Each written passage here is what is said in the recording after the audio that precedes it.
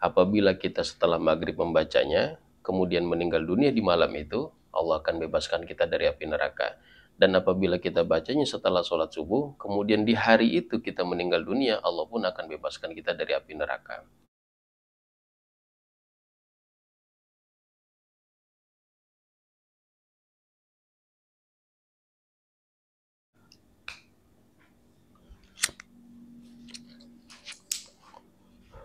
Ya kopi Ji.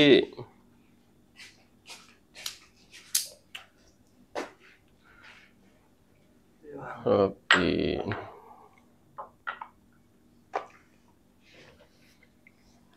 Itu Bang, besok anak-anak ngaji, buat ngaji besok ngaji kitab apa Bang? Ya beli kitab itu aja lah, kita usul tafsir lah.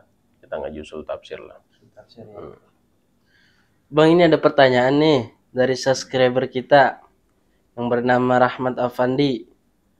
Beliau mengatakan, Assalamualaikum Kiai, maaf mau tanya, apakah ada dalilnya baca Allahumma ajirni minan nar setelah sholat?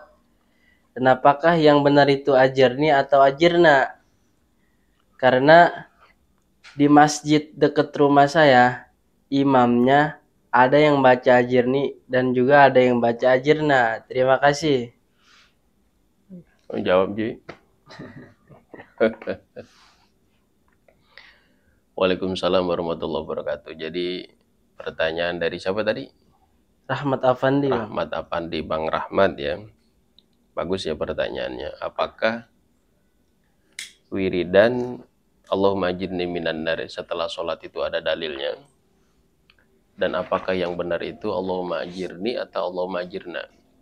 Maka untuk menjawab itu ada satu kitab kecil karangan daripada Imam Zainuddin Al-Malibari. Coba ambil kitabnya.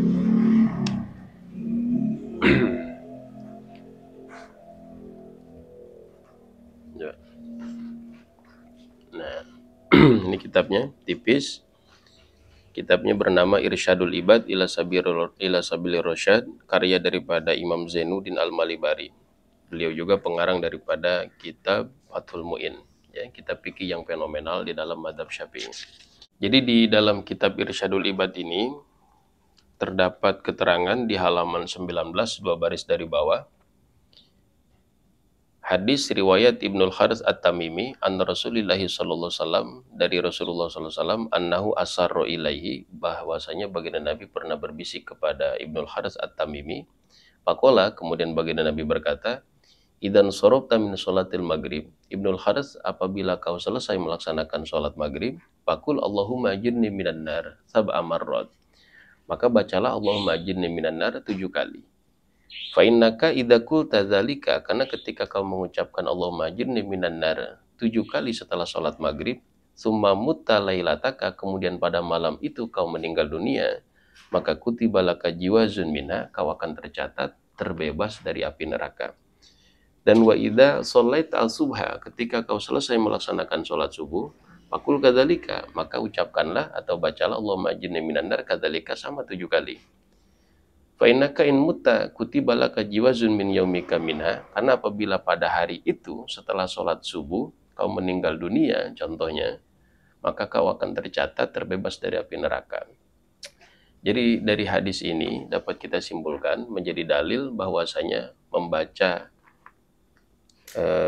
wiridan Allahumma ajirni minan nar sebanyak 7 kali setelah sholat maghrib dan sholat subuh itu ada dalil dari baginda nabinya, yaitu baginda Nabi berpesan kepada sahabat Ibnul Harits At-Tamimi sebanyak 7 kali setelah sholat maghrib dan sholat subuh. Dan mempunyai faedah berupa apabila kita setelah maghrib membacanya, kemudian meninggal dunia di malam itu, Allah akan bebaskan kita dari api neraka. Dan apabila kita bacanya setelah sholat subuh, kemudian di hari itu kita meninggal dunia, Allah pun akan bebaskan kita dari api neraka. Lalu kemudian pertanyaan kedua, apakah yang benar itu redaksinya Allahumma ajirni atau ajirna? Kita tahu ajirni itu menggunakan segat mutakalim wahda, yang artinya adalah saya. Ya Allah, selamatkanlah saya minan nar, dari api neraka. Sedangkan Allahumma ajirna minan nar itu menggunakan segat mutakalim malgoer, yang artinya adalah kami. Ya Allah, selamatkanlah kami dari api neraka. Baik yang ajirni minan nar maupun ajirna minan nar, itu dua-duanya pun bisa kita pakai untuk wiridan. Artinya boleh-boleh saja kita bacanya Allahumma ajirni minan nar atau Allahumma ajirna minan nar. Cuma bila mana kita mau mengikuti konteks hadis, artinya wiridan yang kewarid atau yang bersumber dari Kangjeng Nabinya, pesan kepada Ibnul Harits At-Tamimi itu menggunakan segat mutakalim wahdah. Allahumma ajirni minan nar. Jadi jelas lebih utama menggunakan Allahumma ajirni minan nar daripada Allahumma ajirna minan nar. Karena pada prakteknya ketika bahkan sholat berjamaah pun imam membaca Allahumma ajirni minan nar itu tidak terhitung egois. Karena pada dasarnya makmum pun ikut membaca. Jadi bukan bentuk doa yang diaminkan, tapi memang wiridan yang dibaca, imam baca, makmum pun baca. Jadi ketika imam Allahumma ajirni minan nar, Allahumma ajirni minan nar, makmum pun ikut Allahumma ajirni minan nar. Jadi tidak membaca amin, amin, tidak seperti itu.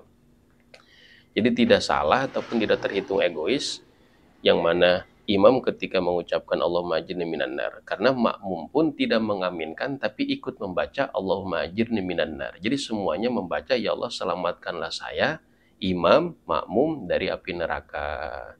Tapi yang membaca Allahumma ajirna pun tidak salah, diperbolehkan juga. Cuman kalau lebih utama yaitu mengikuti konteks hadisnya Allahumma ajirni minan nar. Jadi mudah-mudahan dari keterangan kitab Irsyadul Ibad di halaman 19 dua baris dari bawah ini dapat kita ambil manfaat tentang masalah wiridan Allahumma ajirni minan nar 7 kali setelah sholat maghrib dan 7 kali setelah sholat subuh. Lalu bagaimana pertanyaannya kalau kita baca setelah setiap sholat 5 waktu? Zuhur, asar, dan isya pun kita baca. Ya pala basah. Tidak apa-apa karena bagian daripada wirid dan bagian daripada doa. Cuman memang pesan Kangjeng Nabinya di sholat maghrib dan sholat subuh. Jadi mudah-mudahan ada manfaatnya dan juga menjawab pertanyaan daripada Bang Rahmat Afandi. Wallahu a'lam bishawab. Terusin kopinya, Ji.